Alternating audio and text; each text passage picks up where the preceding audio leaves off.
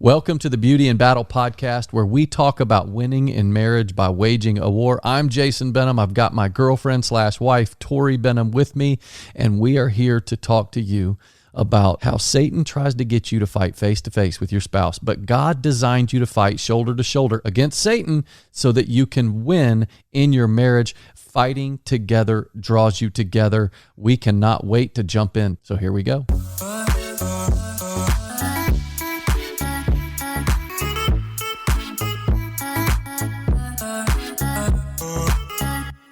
So this week, this is a really fun one. We're talking about getting to know your spouse deeper. We're going to take you through an exercise called the Hero's Journey. I just love this. I love it too. This has been such a fun one for us. Yeah. And last week we were talking about being, super communicators and the power of communication, and how super communicators ask 10 to 20 more questions than the average person because they're just genuinely curious. They want to get to know the other person. And I think that this exercise is so helpful in getting to know and into being more curious about your spouse and just getting to know them at a deeper level. I know for us, it really opened my eyes a lot into you as a child, into you now, and just, I don't know, it was just super helpful doing this with you. So I think that you guys will really enjoy this too. So this week, we're going to dive into one powerful question that will help you dive deeper into who you are and help you understand who your spouse is. And Tori and I, last week, of course, we were talking about, connecting through conversation. We're talking about specifically being curious about your spouse and how curiosity leads you into a deeper conversation and connection. Yes. And how you need to adopt a growth mindset, where if you guys are learning things together, then you're always going to have stuff to talk about. And we were talking about so what do we want to follow that up with? And Tori remembered us doing this exercise called the Hero's Journey, of which I want to give credit where credit is due. My good buddy, Eric Beck, you guys heard Eric and Rachel Beck on our podcast last year. He taught it to me. Right. And we've applied it to our own business framework at Expert Ownership. And so we've taken a lot of people through this. And Tori and I have done marriage seminars where we've taken people through this little exercise. And so what we want to do is on our podcast today is we want to walk you through it. Okay? It's going to be really fun. It is going to be fun. But if that's what we're going to do, then you have to be willing to play along with us. Mm-hmm. So when we ask you to press pause, you need to press pause. Mm-hmm. Because this exercise is going to require you 5 to 6 to 10 minutes of thinking time. Right. If you're going to do it right and you're going to get the most out of it. And the best thing to do would be for you to press pause now and listen to this with your spouse. Press pause now? Yeah. And what I'm saying is if you could press pause now, okay, before I play my little song, I'm going to play a song for you. And then you just press pause and just wait to listen to this podcast until you get your spouse together with you, okay? And you guys are going to listen to it together. Now, if you can't, then just listen to it. No big deal. And then have your spouse go back and do it. And then you can have your spouse go back and do it. But the best, it's more fun doing it together. Yeah. But it is important that you play along. We've never done this on our podcast before, where we've asked you to pause and come back to it after we ask the question. But it's really important that you do that. Like if you don't pause and you just listen to it, you're actually going to regret it because it's going to be hard for you to answer the question if you know where it's going. If you know where we're going. Right. So it's important for you to just go along with us, guys, okay? Okay, now before we get going, we want to play you a song. Now, I love this one. This is called The Long Way by Brett Eldredge, and it's country, and it's a guy. This song specifically is talking about how he meets this girl who ends up, I guess, becoming his wife or whatever, but this is when they first meet each other, and he's going to bring her home, and then he's asking her for directions. I guess this is pre-GPS. And then he's like, take me the long way. Yep. Like, I want to spend some time with you. Yeah, I love this song. And this is all about getting to know your spouse. So here we go. Brett Eldredge, The Long Way. I'd love to see just where your daddy met your mama. You hand me down 99 Impala. Show me the field you danced in clover. The harvest in October. When the leaves fall from the sky just like a Sunday drive. This is cool. Take me the long way around your town. Were you the queen with the silver crown? Did you wear a crown tour ever? No. No.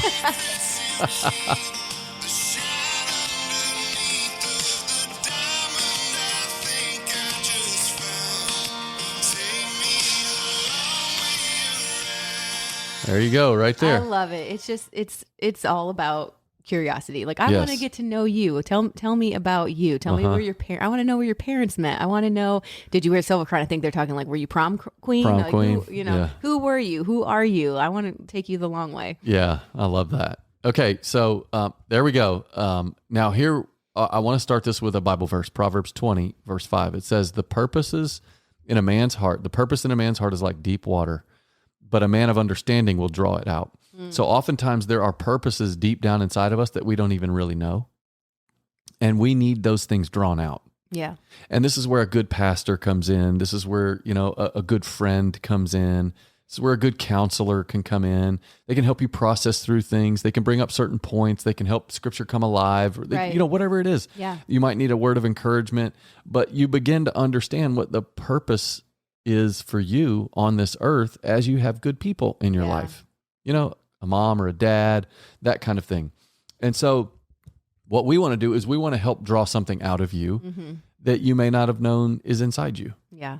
Okay. And we call this the hero's journey. Again, I go back to my buddy Eric Beck taught us this, and I'm just so thankful that he did, because it was very eye-opening for me. And this is one question. I'm going to ask you one question. Okay. And we're going to have two different ways to apply it, but we're going to ask one question, and we're going to want you to think really deeply about it. And the way that you answer this question, ultimately, as we continue the exercise, you'll see it's going to reveal things to you about yourself that you may not have known. You might have felt deep down inside, but you didn't really know. You couldn't put your finger on it. And it's also going to help you understand your spouse much deeper. So Tori and I are going to go through this. Okay, so here's the question. And right when I ask the question, I'm going to want you to press pause, and I'll tell you when. Okay, ready? Here we go.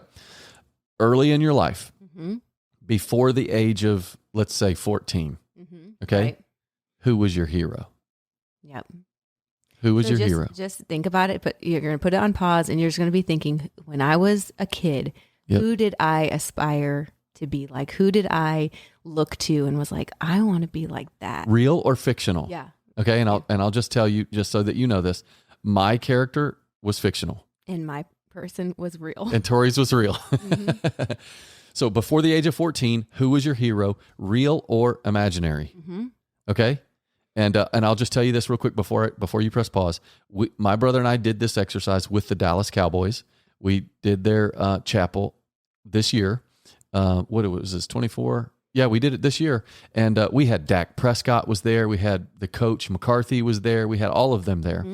And Coach McCarthy's hero Yeah. before the age of 14 was Superman. Oh. Dak Prescott's, I'm pretty sure it was Batman. It was either Batman or Spider-Man.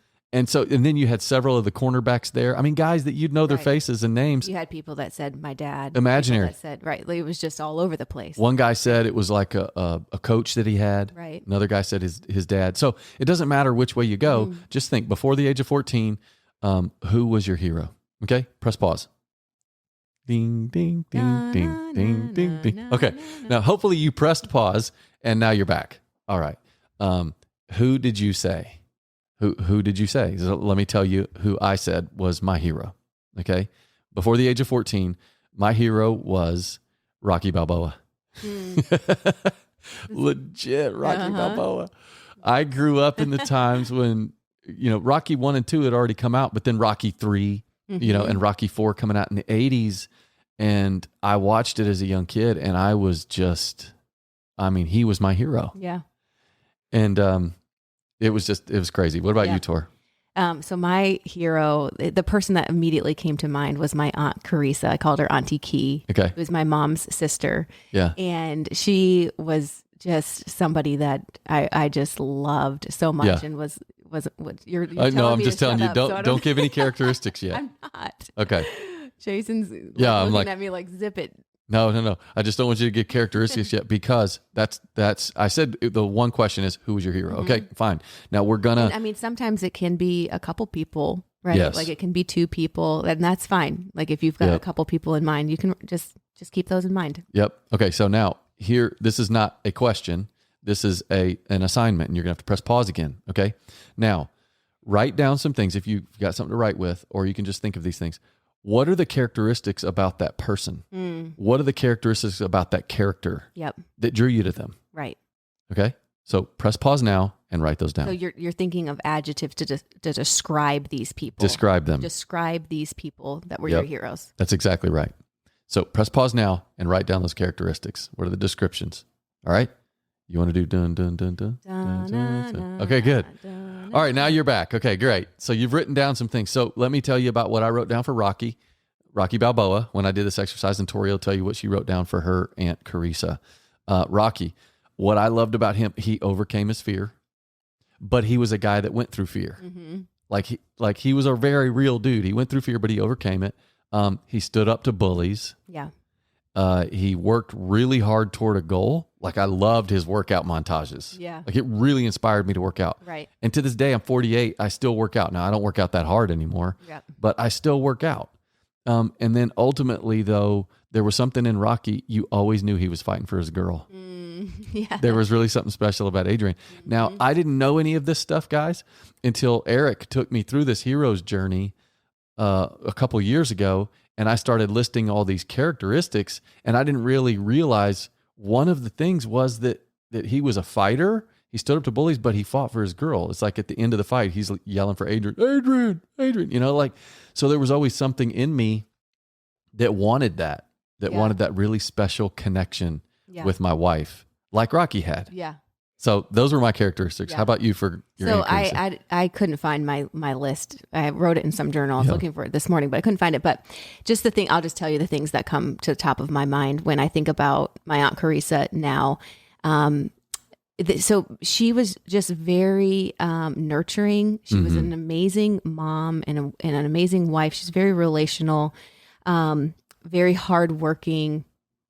Fun, lot of fun. She was fun. And very generous. Is fun, I should say. Very fun, and very generous. Hospitable, like crazy. Hospitable, and just let people feel very special. She made me particularly feel very special. I felt just really loved, and I just I wanted to. That was something that I was just really drawn to in her. Yeah. But just very nurturing, relational, hardworking. She owned a business, and she was just super creative. Yeah, she's entrepreneurial. Yeah. So there's our characteristics of each one. Okay, now let me follow up with a second part to this question. Okay, it's the exact same question. Who was your hero? But now I'm going to ask you after the age of 14, into later teenage years, maybe early 20s, whatever. Who was your hero? Now, a lot of times. And I actually just did this exercise on a business coaching call that I did. A lot of times your hero stayed the same. So the guy I was just coaching, he said it was his dad, at 12 years old. And then at 21 years old, he said it was still my dad. Okay. So it can be the same person. For me, it changed, but for you, maybe it changed, maybe it didn't. Okay. So now think later in life, later teenager, early 20s or whatever, maybe even into your 30s, who would you say is your hero? Okay, real or imaginary. Okay, press pause. Ding, ding, ding, ding, ding, ding. Okay, now you're back. Okay, fantastic. Good job. You guys are doing this exercise great with us. Okay, for me, when it got later on in life, I remember watching Braveheart in college, and it was at that moment that I shifted my perspective from Rocky Balboa, who was still a hero, to William Wallace. There was something about William Wallace that really resonated with me, and it resonated with a lot of guys.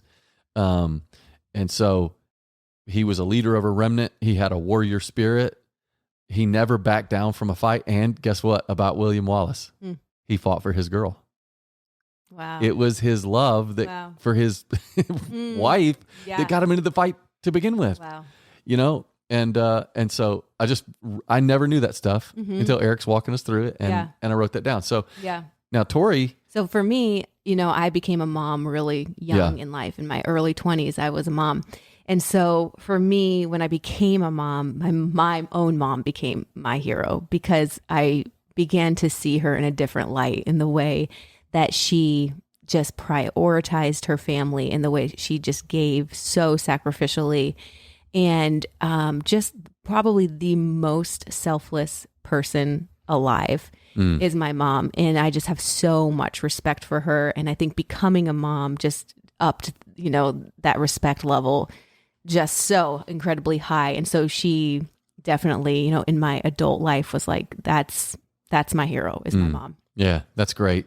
And I want to go back to the Dallas Cowboys for a second, because I'm about to bring you to the climax of this exercise, and the whole reason why we're asking you this.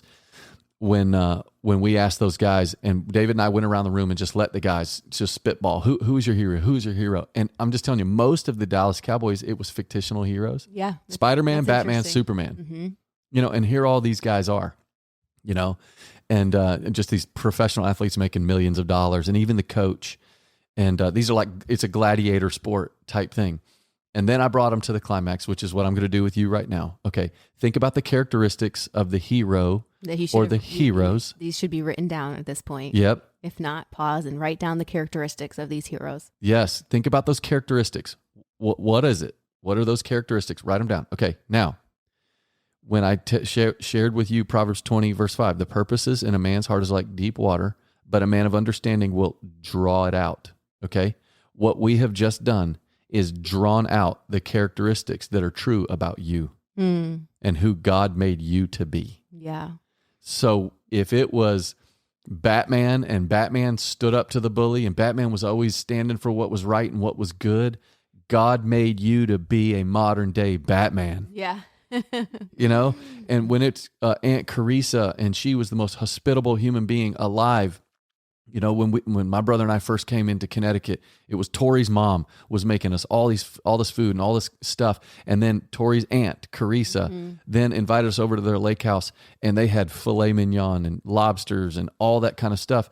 There were so many things about Carissa that I could see happening in Tori's life later on because those characteristics were true in her. Yeah. And then as Tori grew, older, and her mom, just seeing how her mom serves and all of those things. Like if you ever did a marriage intensive with me and Tori, you'll see what Tori does with the food situation, like the charcuterie boards and all the stuff that you get. She pulled that directly from her mom. And she also pulled on, a bunch of the characteristics from her aunt Carissa. Yeah. And so you see this. That's who God made you to be. Yeah. It's just so amazing that God puts these desires in our heart at a young age. Yeah. He created us. He made us with such purpose and design. And he put these desires in our heart. For me, it was like watching my aunt when I was young, as a wife, and how, and as a mom, and the way she nurtured and the way that she just was fun. Like there was something that made her home so inviting and warm. And it made me want to be a mom and a wife. Right. Yeah. And it made me want to be creative in business. And it made me it stirred up an appetite in me for those things. And you always say that leadership is the ability to create an appetite in somebody. Yeah. And it was that leadership from my aunt and then that leadership from my mom that just made these desires become so alive inside of me. And then doing this hero's journey and writing those characteristics down. And then they, at the end, Eric says, that's who you are. That's who God made you to be, because he put that inside of you. He put that desire inside of you. That's your purpose. Out of all the people, all of your, you've done it with friends, and they pick such different people, right? Like for you picked a superhero, and then you picked a character from a movie, right? Yeah. Because it was the bravery in them. It was the courage. It's that's so who you are. And God put that desire in you as an 8-year-old little boy. And then as a 16-year-old teenager, he put those desires and those thoughts inside of your head. That's what I want to be, because that's who you are. Yeah. And, it never really hit home to me until I went through this exercise. And then I looked back and I thought, Rocky Balboa, he had to deal with fear. So did William Wallace. But they overcame the fear, and then they went out and they fought, and they got bruised and beaten and all of that kind of stuff. But they did it for the people that they love. Yeah. And then I didn't realize it. I went through that whole HGTV thing, and I dealt with some serious fear. David and I, number one story on Facebook for a day in 2014 when we got fired for our faith on HGTV, and people were coming against us like crazy. And we honestly almost waffled. Like, I'm going to have to just be quiet about my faith. You know, some of these things that people consider politically incorrect. We almost waffled. We had a friend that rebuked us and told us stand strong, and we did. And yet we came out on the other side of that victorious, like Rocky, like William Wallace. Like we went through fear. We stood strong. We then saw ourselves as the ones that can go out there and help believers who are being bullied into silence in this crazy cancel culture that we're in. Yeah. And but all of that was how Rocky lived. That's how William Wallace lived. Yeah. And so when I went through this exercise, and then all of that came to a head for me, I'm like, oh, that's really interesting. That was God's purpose for me all along. Yeah. And I was attracted to these superhero guys with those way back when. With those same characteristics, because God was calling it out of you. Yeah. And that helped Tori understand me better. It helped me understand you so much more. And I think that it's helped us understand our relationship so much better too, because it's like we're so different in that way. Like there's something in me that's just so drawn to home, and I think that there were some times where I was like, when I saw you, this fighter in you, and this thing that was kind of bringing you out into the world to bring change to things that needed change, and to be courageous and to stand strong, and that I think just understanding that is who God called you to be, that's who God made you to be, has helped me to just appreciate who He made you to be. And then I think for you, like doing this, it's like, there is, you kind of have to pull me a little bit out of our home more, right? Like, but I think you understanding that and understand, and I think it just brings a lot of balance to our family as well. Like, I think that, there's something inside of me that's always kind of like drawing us to, back home, and you're so drawn to home as well. But like understanding that there also is this call on your life, to courageously call people into their calling, and helping them, like the way that these superheroes, they helped people. Yeah, it was like I remember William Wallace. He didn't want to fight.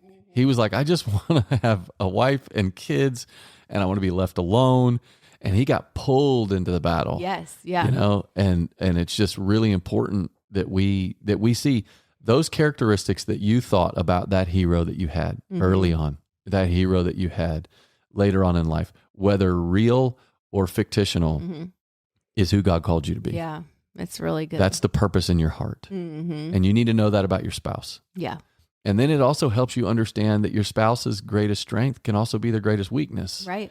So when they are showing themselves weak, as Tori said with me, there might be sometimes I'm in fighter mode, at home, and I need to calm it down. She knows this is something that God put in Jason. He put that DNA of fighter totally in him. I remember a couple of years ago, as the kids were getting older, and I think for a lot of years there was, I wanted to be home, but there was also like this, something inside of me that it was like, Lord, is there anything more that you have for me? And kind of questioning what exactly my purpose was. And then as the kids got older and life got a little bit easier, I actually really settled into being a stay-at-home mom and really loving it and enjoying it.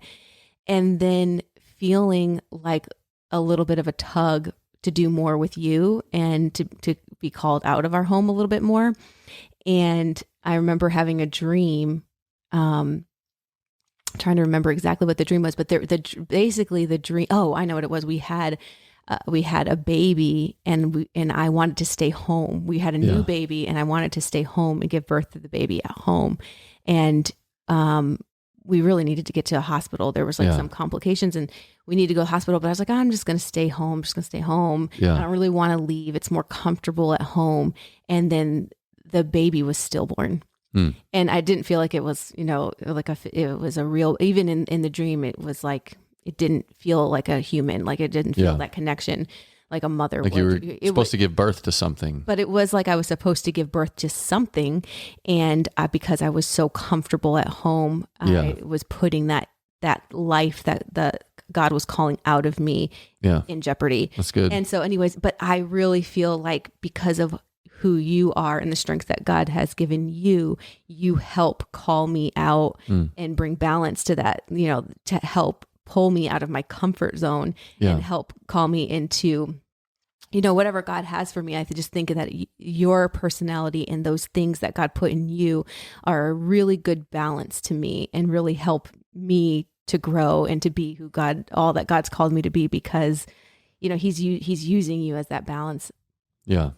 So that exercise right there, and I'm sure if you were driving and you actually, pressed pause and you thought through these things, that this was impactful for you.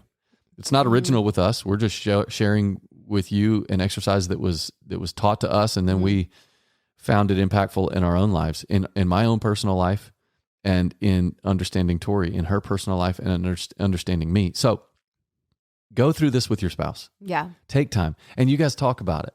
And don't be embarrassed. I think I had a woman say, what was it, Tor? There was I don't remember if it was at one of the Batwoman or Catwoman or something like that. I forget what it was, but I was like, I applaud that you just told us that was your true hero. Yeah. Because a lot of people wouldn't have admitted that, but they admitted it. And I was like, because there were characteristics about Catwoman, or whoever it was. Right. So be honest. Mm-hmm.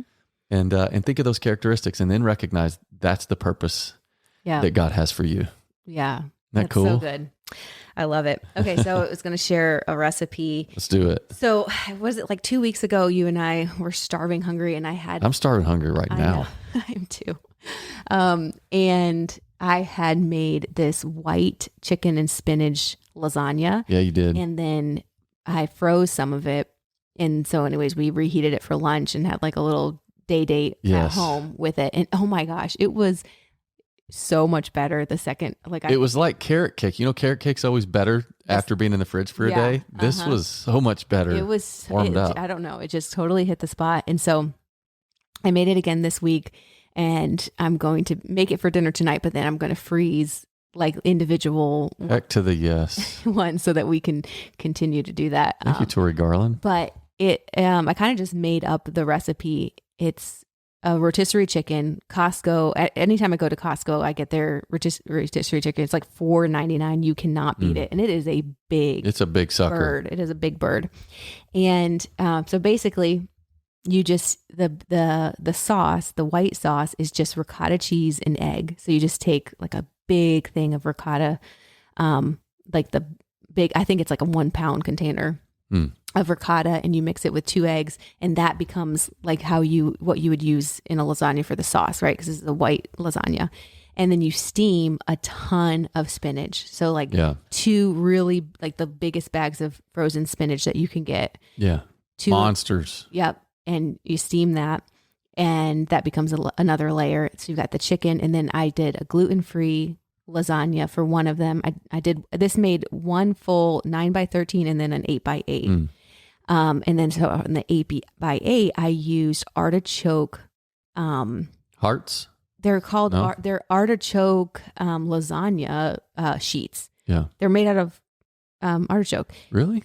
We'll see. We'll see what you think. But Jason loves artichoke. I do. So I made a small one. I know the kids won't like that, but there's like 2 grams of carbs or something crazy. Yeah. Like it's basically no carbs. Because Tori told me that if I don't get my abs back, she's going to leave me.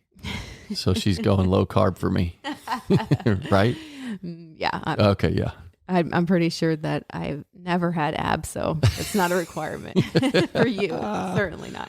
Love it. I don't want you to have abs.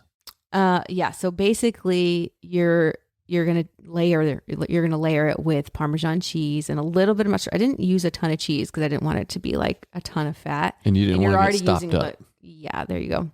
But anyways, you're just gonna layer the noodles, the ricotta mixture, the chicken, the spinach.